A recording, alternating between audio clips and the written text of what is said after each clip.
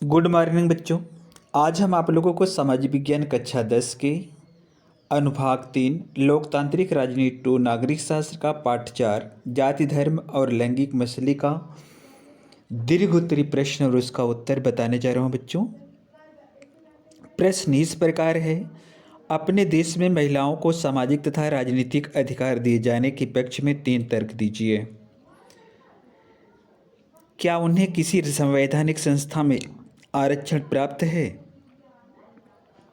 इसका उत्तर है बच्चों, हमारे देश में आज़ादी के बाद से महिलाओं की स्थिति में कुछ सुधार हुआ है, पर वे अभी भी पुरुषों की से काफ़ी पीछे हैं।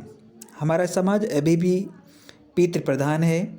औरतों के साथ अभी भी कई तरह के भेदभाव होते हैं। इसका पहला है बच्चों, जनगणना 2011 के अनुसार महिलाओं में साक्षरता दर अब भी मात्र 64.6% है, जबकि पुरुषों में 80.9% है। स्कूल पास करने वाली लड़कियों की एक सीमित संख्या ही उच्च शिक्षा की ओर कदम बढ़ा पाती है। अभी भी माँ बाप अपने संसाधनों को लड़की दोनों पर बराबर खर्च करने की जगह लड़कों पर ज़्यादा खर्च करना पसंद करते हैं। इसका दूसरा है बच्चों, साक्षरता दर कम होने के कारण ऊंची तनख्वाह वाले और ऊंचे पदों पर पहुंचने वाली महिलाओं की संख्या बहुत ही कम है। भारत में स्त्रियां पुरुषों से अधिक काम करती हैं, किंतु अक्सर उनके काम को मूल्यवान नहीं माना जाता। इसका तीसरा है बच्चों, काम के हर क्षेत्र में यानी खेल कूद की दुनिया से लेकर सिनेमा के संसार तक और कल कारखानों से लेकर खेत खलिहानों तक महिलाओं को पुरुषों की तुलना में कम मजदूरी मिलती है, भले ही दोनों ने समान काम किया हो।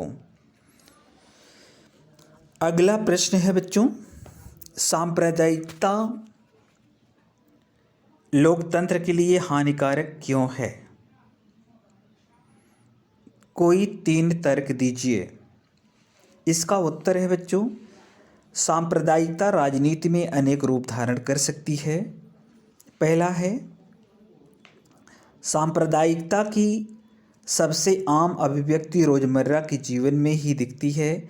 इनमें धार्मिक पूर्वाग्रह, धार्मिक समुदायों के बारे में बनी बनाई धारणाएं और एक धर्म को दूसरे धर्म से श्रेष्ठ मानने की मान्यता शामिल है। इसका दूसरा है, सांप्रदायिक भावना वाले धार्मिक समुदाय राजनीतिक प्रभुत्व स्थापित करना चाहते हैं।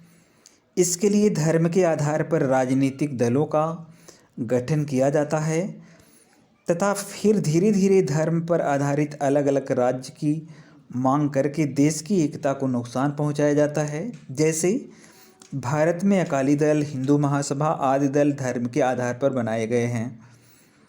धर्म के आधार पर सिखों की खालिस्तान की मांग इसका उदाहरण है। इसका तीसरा है बच्चों, सांप्रदायिक आधार पर राजनीतिक दलों द्वारा धर्म और राजनीति का मिश्रण किया जाता है। राजनीतिक दलों द्वारा अधिक वोट प्राप्त करने के लिए लोगों की